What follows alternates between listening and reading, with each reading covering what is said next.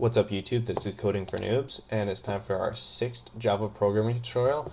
And just a quick recap of what we did yesterday is, or not yesterday, but in our last video, is we've created a while loop, and I've introduced you to looping problems like an infinite loop. So while a condition is always true or always false, and it just continuously executes the block of code and you get stuck and never exit, which is something we want to try to avoid in the future, unless it's absolutely needed. In this tutorial, we'll be talking about a different kind of loop, which is not typically, but like it's more commonly used among programmers now because of its simplicity, and just like you'll see later when we start doing stuff like arrays and counting items and stuff. Basically, this just makes stuff so much easier. So for our counted loop, we're going to be doing a for loop, and basically the structure for the for loop is for int I equals 0, and then we do while I is less than or equal to 10, and then I plus plus. So basically what we're saying is create a new integer,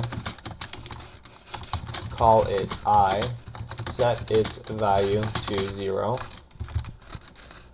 loop this block of code while I is less than or equal to 10, and then on each pass increase I by 1. So 0, 1, 2, 3, 4, 5, 6, 7, 8, 9, 10, exit loop. So basically that's all this code here is saying. So just to give you guys a brief example to show you how it works, system.out.println I. So we're just going to output the value again just to show you how it works.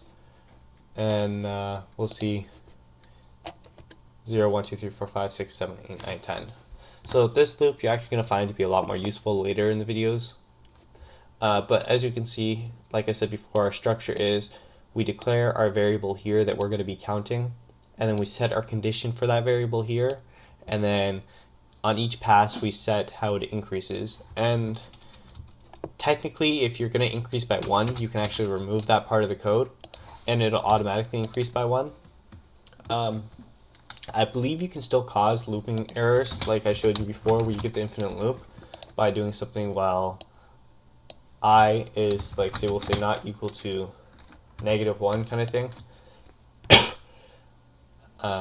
That'll be like an infinite loop, I believe. Yeah, I see. So you can still cause them, but it's less common because of the way you set it up.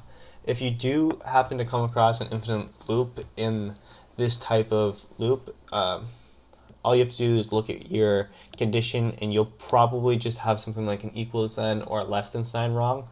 Again, if you're having problems with this loop, just let me know, post a comment below, and I'll try to help you guys.